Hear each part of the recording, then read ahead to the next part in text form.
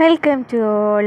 ഇന്ന് നമ്മൾ നോക്കാൻ പോകുന്നത് 6ാം ക്ലാസ്സിലെ സയൻസിലെ 7ാമത്തെ ചാപ്റ്ററായ ആകർഷിച്ചും വികർഷിച്ചും എന്ന് പറയുന്ന ചാപ്റ്ററാണ്. ക്ലാസ്സുകൾ ഇഷ്ടമാണെന്നുണ്ടെങ്കിൽ സപ്പോർട്ട് ചെയ്യാം കേട്ടോ. അപ്പോൾ നമുക്ക് ക്ലാസ്സിലേക്ക് പോകാം. 7ാമത്തെ ചാപ്റ്ററിൽ പറയുന്നത് എന്താണ്? ആകർഷിച്ചും വികർഷിച്ചും അല്ലേ, അതായത് കാന്തങ്ങളെ കുറിച്ചിട്ടൊക്കെയാണ് ഇതിൽ കൂടുതലായിട്ട് പറയുന്നത്. നമ്മുടെ ചാനലിൽ പുതിയ SCERT ക്ലാസ്സുകളൊക്കെ ചെയ്തിട്ടുണ്ട് കേട്ടോ. അതുപോലെ തന്നെ പ്രീവിയസ് ക്വസ്റ്റ്യൻ ആൻസേഴ്സും ഇനി റിപ്പീറ്റഡ് ആയിട്ട് ചോദിക്കുന്ന ക്വസ്റ്റ്യൻസൊക്കെ ഓൾറെഡി ചെയ്യുന്നുണ്ട്. നമ്മുടെ ക്ലാസ്സുകൾ കാണാത്തവരുണ്ടെങ്കിൽ പോയി കാണാം കേട്ടോ. അപ്പോൾ നമ്മൾ ഇന്ന് നോക്കാൻ പോകുന്നത് ആകർഷിച്ചും വികർഷിച്ചും എന്ന് പറയുന്ന ചാപ്റ്ററാണെന്ന് പറഞ്ഞു. അതിലെന്തൊക്കെയാണ് വരുന്നത്? കാന്തത്തിനെ കുറിച്ചിട്ടൊക്കെയാണ് അല്ലേ പറയുന്നത്. ഇതിൽ നിന്ന് കുറേ ക്വസ്റ്റ്യൻസ് PSC ഓൾറെഡി ചോദിച്ചിട്ടുണ്ട്. അപ്പോൾ നമുക്ക് ക്ലാസ്സിലേക്ക് പോകാം. ഇവിടെ നോക്കിയേ, നമ്മൾ നോക്കുകയാണെന്നുണ്ടെങ്കിൽ വലിച്ചിടിപ്പിക്കുന്ന കാന്തം എന്ന് പറയുന്നുണ്ട്. ചില വസ്തുക്കളൊക്കെ എന്ത് ചെയ്യുന്നുണ്ട്? കാന്തം ആകർഷിക്കുന്നുണ്ട്. ചില വസ്തുക്കളൊക്കെ എന്താണ് ചെയ്യുന്നത്? കാന്തം ആകർഷിക്കുന്നുണ്ട് അല്ലേ. അപ്പോൾ നോക്കി ഇതിൽ മുട്ട് സൂചി, ബ്ലേഡ്, സേഫ്റ്റി പിന്ന്, ഇരുമ്പാണി എന്നിവ കാന്തത്തിനടുത്തേക്ക് പോവുകയാണെങ്കിൽ എന്ത് ചെയ്യും? ഒട്ടിപ്പിടിക്കില്ല. അതിനെന്താ കാരണം? അവിടെ ഒരു കാന്തമുണ്ട്, അവിടെ എന്തോ ഒരു കാന്തിക വസ്തുവുള്ള കാരണമാണ് എന്ത് ചെയ്യുന്നത്? ഈ മുട്ടു സൂചിയും ബ്ലേഡും സേഫ്റ്റി പിന്നും ഇരുമ്പാണിയും ഒക്കെ ഈ കാന്തത്തിനടുത്ത് പോകുമ്പോൾ എന്ത് സംഭവിക്കുന്നത്?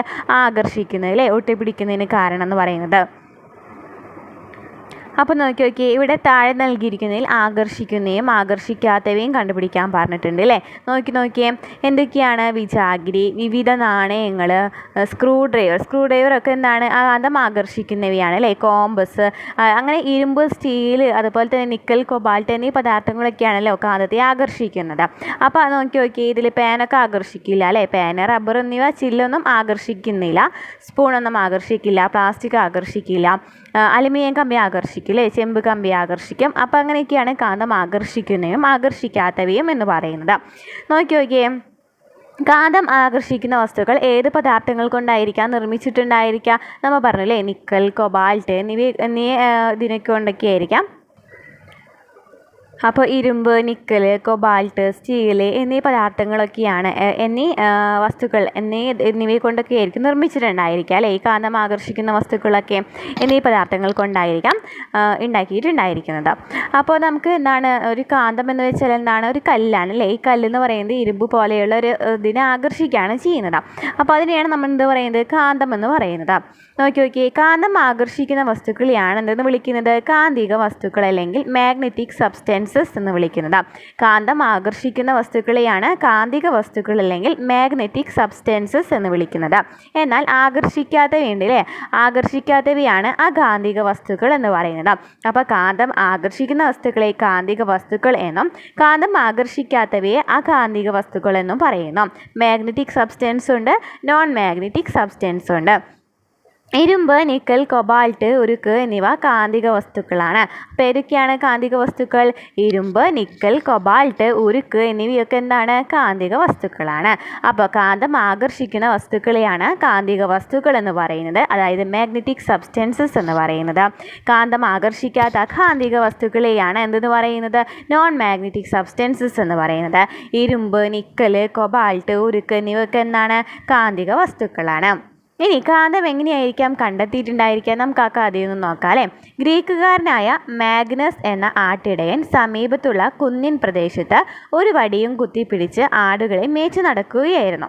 ഒരു പാറ ചവിട്ടി കയറുമ്പോൾ പെട്ടെന്ന് വടി പാറയിൽ ഒട്ടിപ്പിടിച്ച പോലെ തോന്നി. വടിയുടെ അറ്റത്ത് ഉറപ്പിച്ചിരുന്ന ഇരുമ്പിനെയാണ് പാറ ആകർഷിച്ചത്.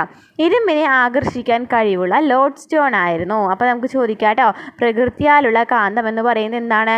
ലോഡ് സ്റ്റോൺ ആണ്. അപ്പോൾ ഇരുമ്പിനെ ആകർഷിക്കാൻ കഴിവുള്ള ലോഡ് സ്റ്റോൺ ആയിരുന്നു ആ പാറ. പിന്നീട് ഇത്തരം പാറകളെ ഗ്രീക്കുകാർ മാഗ്നറ്റൈറ്റ് എന്ന് വിളിച്ചു വന്നു. അതെന്താ സംഭവിച്ചു? കുറച്ചുകൂടി കഴിഞ്ഞതിന് ശേഷം അതിനെ എന്താ വിളിച്ച? ആ പാറകളെ മാഗ്നറ്റൈറ്റ് എന്നാണ് വിളിച്ചു വന്നത്. ഇത് പ്രകൃതിയിലെ കാന്തങ്ങളാണ്. അപ്പോൾ നമ്മൾ പറഞ്ഞു ലോഡ് സ്റ്റോൺ എന്ന് പറയുന്നതാണ് പ്രകൃതിയാലുള്ള കാന്തം. അതുപോലെ തന്നെ മാഗ്നറ്റൈറ്റ് എന്ന് പറയുന്ന ഒരു കാന്തമുണ്ട്, പ്രകൃതിയിലുള്ള കാന്തങ്ങളാണ്. പിൽക്കാലത്ത് ഇരുമ്പ്, ഉരുക്ക് തുടങ്ങിയ വസ്തുക്കൾ ഉപയോഗിച്ച് കാന്തം നിർമ്മിക്കാൻ തുടങ്ങി. ഇത്തരം കാന്തങ്ങളെയാണ് കൃത്രിമ കാന്തങ്ങൾ എന്ന് പറയുന്നത്. അപ്പോൾ എന്താ പറഞ്ഞത്? പ്രകൃതിയാലുള്ള കാന്തങ്ങൾ എന്ന് പറയുന്നതാണ് ലോഡ് സ്റ്റോണും മാഗ്നറ്റൈറ്റും ഒക്കെ. എന്നാൽ എന്താണ് പറഞ്ഞത്? കൃത്രിമ കാന്തങ്ങൾ എന്ന് വെച്ചാൽ ഏതൊക്കെയാണ്? ഇരുമ്പ്, ഉരുക്ക് തുടങ്ങിയ വസ്തുക്കൾ ഉപയോഗിച്ച് കാന്തം നിർമ്മിക്കുന്നതിനെയാണ് എന്തെന്ന് പറയുന്നത്? കൃത്രിമ കാന്തങ്ങൾ എന്ന് പറയുന്നത്. ഓക്കെ ആണല്ലോ. എന്ന് നോക്കി വ്യത്യസ്ത ഇനം കാന്തങ്ങൾ നൽകിയിട്ടുണ്ട് അല്ലേ. ഇതെല്ലാവർക്കും ഒരേ വലിപ്പമാണ് നൽകിയിട്ടുള്ളതല്ല അല്ലേ. നോക്കി ബാർ കാന്തം, യു കാന്തം, ഡിസ്ക് കാന്തം, റിങ് കാന്തം, ആർക്ക് കാന്തം, സിലിണ്ടറിക്കൽ കാന്തം. അങ്ങനെ പല കാന്തങ്ങളുണ്ട്. അപ്പോൾ ഇതിൽ ബാർകാന്തം എന്ന് പറയുന്നത് എന്താണെന്ന് നോക്കിയാൽ ബാർകാന്തം നൽകിയിട്ടുണ്ട്. യു കാന്തം, അങ്ങനെ പല എന്താ പറഞ്ഞേക്കുന്നത് പല തരത്തിലും അല്ലേ പല ആകൃതിയിലും എന്തുണ്ട് കാന്തങ്ങളുണ്ട്. അപ്പോൾ ഇതിൽ എന്തെല്ലാം കാന്തങ്ങളാണ് നിങ്ങൾ കണ്ടിട്ടുള്ളത്? ഡിസ്കിലെ കാന്തമൊക്കെ കണ്ടിട്ടുണ്ടായിരിക്കില്ലേ? ഡിസ്കിലെ കാന്തമൊക്കെ കണ്ടിട്ടുണ്ടായിരിക്കാം. അതുപോലെ തന്നെ സിലിണ്ടറിക്കൽ കാന്തം കണ്ടിട്ടില്ലേ കുഞ്ഞു വട്ടത്തിലുള്ളത്. ഇനി ഇരുമ്പിൻ്റെ കൂടെ അലുമിനിയം, നിക്കൽ, കൊബാൾട്ട് എന്നീ ലോഹങ്ങൾ ചേർത്തുണ്ടാക്കുന്ന അൽനിക്കോ എന്ന ലോഹസങ്കരം ഉപയോഗിച്ചാണ് കാന്തങ്ങൾ നിർമ്മിക്കുന്നത്. അപ്പോൾ കാന്തങ്ങൾ എങ്ങനെയാണ് നിർമ്മിക്കുന്നത്? അൽനിക്കോ എന്ന് പറയുന്നത് ഇമ്പോർട്ടൻ്റ് ആണ്. അൽനിക്കോ എന്ന സങ്കരം ഉപയോഗിച്ചിട്ടാണ് കാന്തങ്ങൾ നിർമ്മിക്കുന്നത്. ഇനി അൽനിക്കോയിൽ എന്തൊക്കെ ഉണ്ടായിരിക്കാം? ആ പേരിലുണ്ട് അല്ലേ അൽനിക്കോ എന്ന് പറയുമ്പോൾ എന്തൊക്കെയുണ്ട്? നിക്കോ എന്ന് പറയുമ്പോൾ എന്തൊക്കെയുണ്ട്? അലുമിനിയം, നിക്കല്, കൊബാൾട്ട് അല്ലേ? അലുമിനിയം, നിക്കല്, കൊബാൾട്ട്. അതിൻ്റെ ഒപ്പം എന്തുണ്ടായിരിക്കാം? ഇരുമ്പുണ്ടായിരിക്കും. ഇരുമ്പ് നമ്മൾ ഇതിൽ എഴുതിയിട്ടില്ല. അലുമിനിയം, നിക്കൽ, കൊബാൾട്ട്, ഇരുമ്പ് എന്നിവയാണ് എന്തെന്ന് പറയുന്നത്? അൽനിക്കോ എന്ന് പറയുന്നത്. അപ്പോൾ ഇത് ചോദിക്കാറുണ്ട്. അപ്പോൾ അൽനിക്കോ എന്ന് വെച്ചാൽ എന്താണ്? അലുമിനിയം, നിക്കൽ, കൊബാൾട്ട്, ഇരുമ്പ് എന്നിവ ചേർത്തുണ്ടാക്കുന്നതിനെയാണ് അൽനിക്കോ എന്ന് പറയുന്നത്. അൽനിക്കോ ഉപയോഗിച്ചാണ് നിർമ്മിച്ചിരിക്കുന്നത് കാന്തങ്ങൾ നിർമ്മിച്ചിരിക്കുന്നത്. നിയോഡിയം, സമേറിയം തുടങ്ങിയ പദാർത്ഥങ്ങളും കാന്തം നിർമ്മിക്കുന്നതിന് ഉപയോഗിക്കുന്നുണ്ട്. ഏതൊക്കെയാണ്? നിയോഡിയം, അതുപോലെ തന്നെ സമേറിയം എന്നീ പദാർത്ഥങ്ങളും കാന്തം നിർമ്മിക്കുന്നതിന് ഉപയോഗിക്കുന്നുണ്ട്. ഇത് സ്റ്റേറ്റ്മെൻ്റ് ആയിട്ടൊക്കെ ചോദിക്കാട്ടെ. അപ്പോൾ അൽനിക്കോ എന്ന് പറയുന്നത് എന്താണ്? അലുമിനിയം, നിക്കൽ, കൊബാൾട്ട്, ഇരുമ്പ് എന്നിവയൊക്കെ കൂടി ചേർത്തുണ്ടാക്കുന്നതിനാണ് അൽനിക്കോ. അതുപോലെ തന്നെ എന്താ പറഞ്ഞത്? നിയോഡിയം, സമേറിയം എന്നിവയൊക്കെ കാന്തങ്ങൾ നിർമ്മിക്കുന്നതിനായിട്ട് ഉപയോഗിക്കുന്നതാണ്. പ്രകൃതിയിലുള്ള കാന്തങ്ങൾ ഏതൊക്കെയായിരുന്നു? ലോഡ് സ്റ്റോൺ ഒക്കെ അല്ലേ? ലോഡ് സ്റ്റോണും മാഗ്നറ്റൈറ്റും പറഞ്ഞു.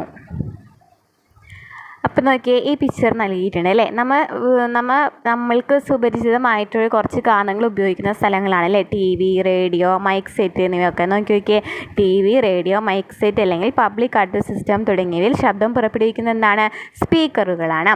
സ്പീക്കറുകളിൽ കാന്തം ഉപയോഗിക്കുന്നു. സ്പീക്കറുകളിൽ എന്തുപയോഗിക്കുന്നുണ്ട്? കാന്തം ഉപയോഗിക്കുന്നുണ്ട്. മൊബൈൽ ഫോണിലും ഹെഡ്ഫോണിലും കാന്തങ്ങളുണ്ട്. മൊബൈൽ ഫോണിലും ഹെഡ്ഫോണിലും കാന്തങ്ങളുണ്ട്. അപ്പോൾ എവിടെയൊക്കെ പറഞ്ഞു? T V, radio, mike set, അതുപോലെ തന്നെ മൊബൈൽ ഫോൺ, ഹെഡ്ഫോൺ എന്നിവയിലൊക്കെ എന്തുണ്ട്? കാന്തങ്ങളുണ്ട് അല്ലേ? നോക്കി ഇവിടെ സ്പീക്കർ നൽകിയിട്ടുണ്ട്. അതുപോലെ തന്നെ ഫോൺ നൽകിയിട്ടുണ്ട് അല്ലേ? അപ്പോൾ നോക്കിയേ സൗണ്ട് ബോക്സിലെ സ്പീക്കർ വലുതും ഹെഡ്ഫോണിൽ ഉപയോഗിക്കുന്ന സ്പീക്കർ ചെറുതുമാണ്. അതിൻ്റെ കാരണം എന്തായിരിക്കും? സൗണ്ട് ബോക്സിലെ സ്പീക്കർ എന്ന് പറയുന്നത് എന്താണ്? സ്പീക്കറാണ് അല്ലേ? അതായത് കുറച്ചും കൂടി ഉച്ചത്തിൽ കേൾക്കുന്നതിന് വേണ്ടിയിട്ടാണ് ഉപയോഗിക്കുന്നത് അല്ലേ? അപ്പോൾ വലിയ കാന്തങ്ങളാണ് അവിടെ നിർമ്മിക്കേണ്ടി വരിക. അതുപോലെ തന്നെ ചെറിയ മൊബൈൽ ഫോണിലൊക്കെ ഹെഡ്ഫോണാണ് അല്ലേ? ഹെഡ്ഫോൺ എന്ന് പറയുമ്പോൾ അവിടെ എന്താണ്? ചെറിയ കാന്തങ്ങളാണ് ഉപയോഗിക്കുന്നത്. കാരണമാണ് സ്പീക്കർ വലുതും ചെറുതൊക്കെ ആവാനായിട്ട് കാരണമെന്ന് പറയുന്നത്. അത് തന്നെയുണ്ടോ അവിടെ കാരണം പറയുന്നത്?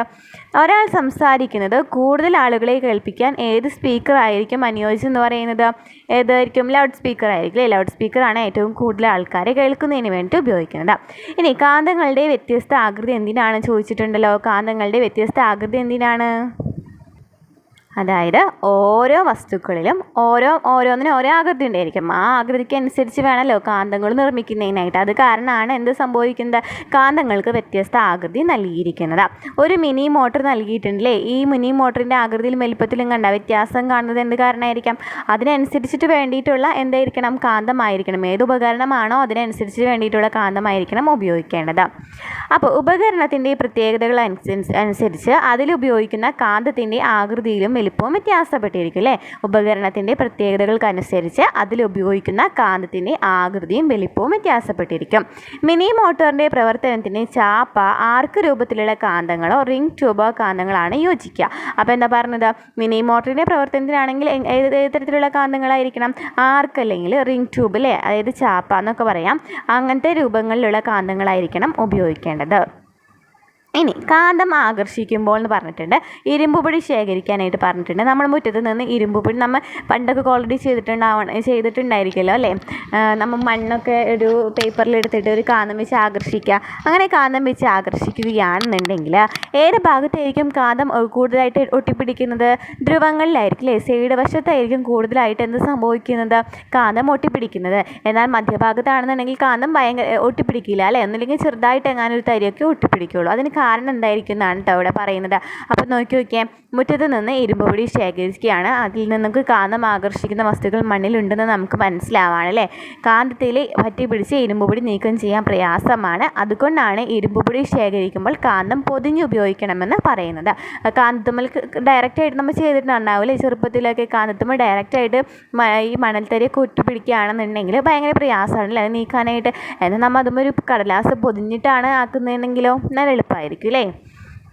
അപ്പോൾ അതാണ്ടോ പറയുന്നത്.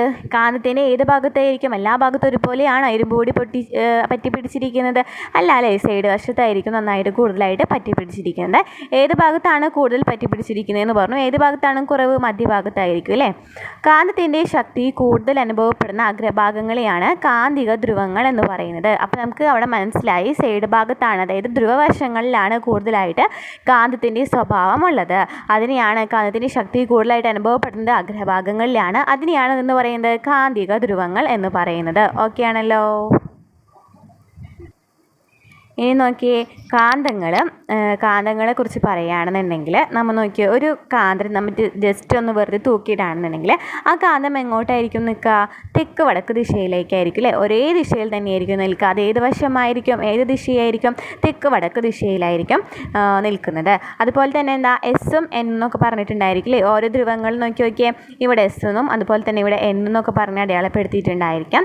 ഇതിൽ എസ് എന്ന് വെച്ചാൽ എന്തായിരിക്കും? സൗത്ത് ആയിരിക്കും. എൻ എന്ന് വെച്ചാൽ എന്തായിരിക്കും? നോർത്ത് ആയിരിക്കും അല്ലേ. അപ്പോൾ അങ്ങനെ സൗത്ത് നോർത്ത് ദിശയിൽ. അപ്പോൾ നമ്മൾ പറഞ്ഞു തെക്ക് വടക്ക് ദിശയിലായിരിക്കും എപ്പോഴും കാന്തം തൂക്കിയിട്ടാലും നിൽക്കുക. അതുപോലെ തന്നെയായിരിക്കും എപ്പോഴും നിൽക്കുന്നത്. അപ്പോൾ നോക്കിയേ, ഇവിടെ നോക്കിയേ, ചിത്രത്തിൽ നൽകിയിട്ടുണ്ട് അല്ലേ. എസ് എന്ന നഗരം തെക്കോട്ടും എൻ എന്ന ഭാഗം എങ്ങോട്ടാണ്? വടക്കോട്ടാണ് നിൽക്കുന്നത്. ഒന്നും അടയാളപ്പെടുത്താത്ത കാന്തങ്ങളിൽ വടക്കോട്ട് നിൽക്കുന്ന ഭാഗത്ത് നോർത്ത് എന്നും മറ്റേ ഭാഗത്ത് സൗത്ത് എന്നും രേഖപ്പെടുത്താനാണ് പറഞ്ഞേക്കുന്നത്. അപ്പോൾ നോക്കിയേ, ഈ കാന്തങ്ങൾ കറക്കി വിടുമ്പോൾ നമ്മൾ പറഞ്ഞു അല്ലേ തെക്ക് വടക്ക് ദിശയിൽ തന്നെയാണ് ചലനം നിൽക്കുന്നതെന്ന്. അപ്പോൾ സ്വതന്ത്രമായി കെട്ടിത്തൂക്കിയ കാന്തങ്ങൾ തെക്ക് വടക്ക് ദിശയിലാണ് സ്ഥിതി ചെയ്യുന്നത്. ഇത് സ്റ്റേറ്റ്മെൻ്റ് ആയിട്ട് ചോദിച്ചിട്ടുണ്ട് കേട്ടോ. സ്വതന്ത്രമായി കെട്ടിത്തൂക്കിയ കാന്തങ്ങൾ എവിടെയാണ്? തെക്ക് വടക്ക് ദിശയിലാണ് സ്ഥിതി ചെയ്യുന്നത്. ഇനി കാന്തങ്ങൾ തെക്ക് വടക്ക് ദിശയിൽ നിൽക്കുന്നത് നാം പ്രയോജനപ്പെടുത്തുന്നുണ്ട്. അത് ഏതൊക്കെ സന്ദർഭങ്ങളാണ്?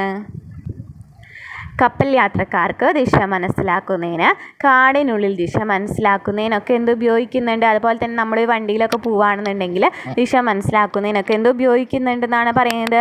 ഈ കാന്തങ്ങൾ തെക്ക് വടക്ക് ദിശയിലേക്കാകുന്നതിനെ പ്രയോജനപ്പെടുത്തുന്ന സന്ദർഭങ്ങളല്ലേ. അങ്ങനെ നിൽക്കുമ്പോഴാണ് നമുക്ക് കൂടുതലായിട്ട് എന്താ അറിയുന്നത്? ഓരോ ദിശകൾ മനസ്സിലാക്കുന്നതിന് പറ്റുന്നത്. ആദ്യമൊക്കെ കേട്ടോ, ഇപ്പോഴല്ല, ആദ്യമൊക്കെ ഉപയോഗിച്ചിരുന്നു. ഇപ്പം നമുക്കതിനേക്കാളും കൂടുതൽ നൂതന സാങ്കേതിക വിദ്യകളുണ്ട് അല്ലേ. അപ്പോൾ ഇനി നമുക്ക് പറയുന്നത് ധ്രുവങ്ങൾ അടുക്കുമ്പോൾ എന്താണ് സംഭവിക്കുന്നതെന്നാണ് നോക്കുന്നത് കേട്ടോ. നോക്കിയേ, ഇവിടെ നമുക്ക് 2 ധ്രുവങ്ങൾ നൽകിയിട്ടുണ്ട് അല്ലേ. നോക്കിയേ, ഇതിൽ നമുക്കറിയാം നോർത്തും എന്താ ആകർഷിക്കില്ല, സൗത്തും എന്ത് ചെയ്യും? ആകർഷിക്കില്ല. ആകർഷിക്കുന്ന എപ്പോഴും നേരെ ഓപ്പോസിറ്റുള്ള വശങ്ങളായിരിക്കും. നോക്കിയേ, അതുപോലെ തന്നെ അടുത്ത ചിത്രം നൽകിയിട്ടുണ്ട്. ഇത് ആകർഷിക്കുക. നോക്കിയേ, ഇത് സൗത്തും ഇത് നോർത്താണ്. ഇവിടെ നോർത്തും ഇവിടെ സൗത്താണ്. അപ്പോൾ എന്താണ്? ഇത് ആകർഷിക്കുക അല്ലേ. ഇത് ശരിയാണ്. അതുപോലെ തന്നെ അടുത്ത് നോക്കിയേ, നോർത്തും സൗത്തും നൽകിയിട്ടുണ്ട്. സൗത്തിൻ്റെ അവിടെ നോർത്ത് നൽകിയിട്ടുണ്ട്. അപ്പോൾ അതും ശരിയാണ് അല്ലേ. അപ്പോൾ ഓപ്പോസിറ്റ് ദിശയാണല്ലോ നൽകിയിട്ടുള്ളത്. അതുപോലെ തന്നെ ഇതൊക്കെ അടുത്തടുത്ത് വന്നാൽ എന്താണ് സംഭവിക്കുന്നത് നമ്മൾ പറഞ്ഞു അല്ലേ. അപ്പോൾ ആകർഷിക്കുന്ന സന്ദർഭങ്ങൾ ഏതൊക്കെയാണെന്ന് പറഞ്ഞു. നോക്കിയേ, ഇവിടെ എസ് എന്നും നൽകിയിട്ടുണ്ട്, ഇവിടെ എസ് എന്നും നൽകിയിട്ടുണ്ട്. അപ്പോൾ ഇതെന്താ? ആകർഷിക്കും അല്ലേ. ഇവിടെ നൽകിയിട്ടുണ്ടല്ലോ എന്നിൻ്റെ നേരെ ദിശയിലാണ് എന്ന് നൽകിയിട്ടുള്ളത് അല്ലേ, നോർത്ത് നൽകിയിട്ടുള്ളത്. അപ്പോൾ ഇത് ആകർഷിക്കില്ല എന്ന് പറഞ്ഞു. നേരെ ഓപ്പോസിറ്റ് വേണമെന്ന് പറഞ്ഞു അല്ലേ. അതുപോലെ തന്നെ ഇവിടെ എസിൻ്റെ അതേ ദിശയിലാണ് നൽകിയിരിക്കുന്നത്. അപ്പോൾ ഇതും ആകർഷിക്കില്ല. അപ്പോൾ ആകർഷിക്കുന്നത് എ മാത്രമാണ്. ആകർഷിക്കുന്ന സന്ദർഭങ്ങൾ ഏതാണ്? എ ആണ്. അപ്പോൾ നമ്മൾ മനസ്സിലായി ഏതൊക്കെ ധ്രുവങ്ങൾ അടുത്ത് വരുമ്പോഴാണ് ആകർഷിക്കുന്നത്? നോർത്തും സൗത്തും വരുമ്പോഴാണ് അല്ലേ. നോർത്തും സൗത്തും വരുമ്പോഴാണ് ആകർഷിക്കുന്നത്. ഏതൊക്കെ ധ്രുവങ്ങൾ അടുത്ത് വരുമ്പോഴാണ് വികർഷിക്കുന്നതെന്ന് വെച്ചാൽ നമ്മൾ ആകർഷിക്കാത്തത് അല്ലേ. അതായത് നോർത്തും വരുമ്പോൾ വികർഷിക്കും, അതുപോലെ തന്നെ സൗത്തും വരുമ്പോൾ ഒക്കെ വികർഷിക്കും. അപ്പോൾ ഇവിടെ എന്താ പറയുന്നത്? കാന്തത്തിൻ്റെ ഒരേ തരം ധ്രുവങ്ങളെ സജാതീയ ധ്രുവങ്ങൾ എന്നും വ്യത്യസ്ത തരം ധ്രുവങ്ങളെ വിജാതീയ ധ്രുവങ്ങൾ എന്നും പറയുന്നു. കാന്തത്തിൻ്റെ ഒരേ തരം ധ്രുവങ്ങൾ എന്ന് വെച്ചാൽ നമ്മൾ എന്തോ പറഞ്ഞു? സൗത്തും നോർത്തും എന്നൊക്കെ പറഞ്ഞു അല്ലേ. കാന്തത്തിൻ്റെ ഒരേ തരം ധ്രുവങ്ങളെയാണ് സജാതീയ ധ്രുവങ്ങൾ എന്ന് പറയുന്നത്. എന്നാൽ വ്യത്യസ്ത തരത്തിനെയാണ് എന്തെന്ന് പറയുന്നത്? വിജാതീയ ധ്രുവങ്ങൾ എന്ന് പറയുന്നത്. അപ്പോൾ വിജാതീയ ധ്രുവങ്ങൾ എന്ന് വെച്ചാൽ എന്താണെന്ന് പറഞ്ഞു? ഓപ്പോസിറ്റിലെ നോർത്തും സൗത്തും വരുന്നത് അല്ലെങ്കിൽ സൗത്തും നോർത്തും വരുന്നതിനെയാണ് വിജാതീയ ധ്രുവങ്ങൾ ധ്രുവങ്ങൾ എന്ന് പറയുന്നത്. കാന്തങ്ങളുടെ സജാതീയ ധ്രുവങ്ങൾ വികർഷിക്കുകയും വിജാതീയ ധ്രുവങ്ങൾ ആകർഷിക്കുകയും ചെയ്യുന്നു. നമ്മൾ പറഞ്ഞു അല്ലേ, സജാതീയ ധ്രുവങ്ങൾ എന്ന് വെച്ചാൽ സെയിം ആണ് വരുന്നത്. അപ്പോൾ അതെന്താണ്, വികർഷിക്കുകയാണ്, അവിടെ ആകർഷിക്കുന്നില്ല. ആകർഷിക്കുന്ന എപ്പോഴും എന്താണ്, വിജാതീയ ധ്രുവങ്ങളാണ്. വിജാതീയ ധ്രുവങ്ങൾ എന്ന് വെച്ചാൽ എന്താണ്, നേരെ ഓപ്പോസിറ്റ് ആണെന്ന് പറഞ്ഞു അല്ലേ, നോർത്തും സൗത്തും വരാം, അല്ലെങ്കിൽ സൗത്തും നോർത്തും ഒക്കെ വരാം. അപ്പോൾ എന്താ പറഞ്ഞത്, കാന്തത്തിൻ്റെ ഒരേ തരം ധ്രുവങ്ങളെ സജാതീയ ധ്രുവങ്ങളെന്നും വ്യത്യസ്ത തരം ധ്രുവങ്ങളെ വിജാതീയ ധ്രുവങ്ങളെന്നും പറയുന്നു. കാന്തങ്ങളുടെ സജാതീയ ധ്രുവങ്ങൾ വികർഷിക്കുകയും വിജാതീയ ധ്രുവങ്ങൾ ആകർഷിക്കുകയും ചെയ്യുന്നു. ഇനി കാന്തം നിർമ്മിക്കാനൊക്കെ പറയുന്നുണ്ട് കേട്ടോ. അതൊക്കെ നമുക്ക് പിള്ളേരൊക്കെ ചെയ്യുന്ന പ്രവൃത്തികളാണ് പറഞ്ഞേക്കുന്നത്. ഇനി നമുക്ക് നോക്കി നോക്കിയേ, ഇവിടെ നമുക്കൊരു ചാർട്ട് A4 ഷീറ്റ് വലിപ്പത്തിൽ ചാർട്ട് പേപ്പർ എടുത്തിട്ടുണ്ട് അല്ലേ. അതിനിടയിൽ ഒരു കാന്തം വെച്ചിട്ടുണ്ട്. എന്നിട്ട് പേപ്പറിൽ കുറച്ച് ഇരുമ്പ് പൊടി അങ്ങോട്ടും ഇങ്ങോട്ടൊക്കെ വിതറാണ് ചെയ്യുന്നത്. അപ്പോൾ എന്താണ് സംഭവിക്കുന്നതെന്ന് നോക്കാം. അപ്പോൾ ഇവിടെ എന്താണ് സംഭവിക്കുന്നത്, ഈ കാന്തത്തിൻ്റെ സൈഡ് ഭാഗത്തായിട്ടായിരിക്കും അല്ലേ. നോക്കി നമുക്ക് ഈ പിക്ചറിൽ നോക്കുമ്പോൾ കാണാം, ഈ സൈഡ് ഭാഗത്താണ് കാന്തം ആകർഷിക്കുന്നത് അല്ലേ. അപ്പോൾ അതായത് ധ്രുവങ്ങളിലാണ് കാന്തം ആകർഷിച്ചിട്ടുള്ളത്. അവിടെയാണ് കൂടുതലായിട്ട് ഇരുമ്പ് പറ്റി പിടിച്ചിട്ടുള്ളത് അല്ലേ, ഈ മണൽത്തരിയൊക്കെ പറ്റി പിടിച്ചിട്ടുള്ളത്. അപ്പോൾ നമുക്ക് മനസ്സിലായി എന്താ, കാന്തകത്തിൻ്റെ ധ്രുവത്തിനോടടുത്ത ഭാഗങ്ങളിൽ കാന്തിക ശക്തി കൂടുതലും അകന്നു പോകുന്തോറും കാന്തിക ശക്തി കുറവുമായിരിക്കും. നമ്മൾ പറഞ്ഞില്ലേ, ധ്രുവത്തിനോടടുത്താണ് എന്തുണ്ടായിരിക്കുക, കാന്തിക ശക്തി കൂടുതലുണ്ടായിരിക്കുക. അകന്നു പോകുമ്പോൾ എന്തായിരിക്കും, കാന്തിക ശക്തി കുറവായിരിക്കും.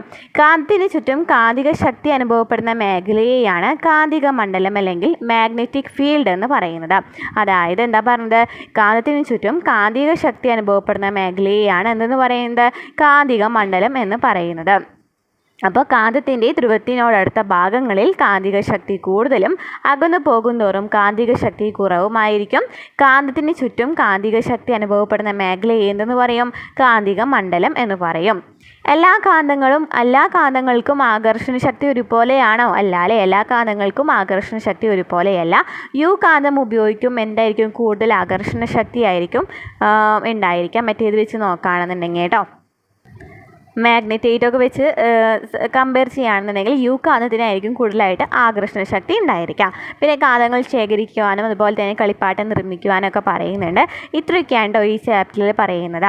അപ്പം കാന്തത്തിനെ കുറിച്ചും സജാതീയ ധ്രുവങ്ങൾ ആകർഷിക്കും, വിജാതീയ ധ്രുവങ്ങൾ വികർഷിക്കുമെന്ന് പറഞ്ഞു. അതുപോലെ തന്നെ എന്തൊക്കെയാണ് പറഞ്ഞത്, ധ്രുവങ്ങൾ എന്ന് പറയുന്നത് കാന്തത്തിൻ്റെ ധ്രുവങ്ങളിലാണ് കൂടുതലായിട്ട് കാന്തിക ശക്തി കൂടുതലുണ്ടായിരിക്കുക. അങ്ങനെ സെയിം കാന്തിക ധ്രുവങ്ങൾ, അതായത് അതിനെയാണ് സജാതീയ ധ്രുവങ്ങൾ എന്ന് പറയുന്നത്, അത് വികർഷിക്കുമെന്ന് പറഞ്ഞു അല്ലേ.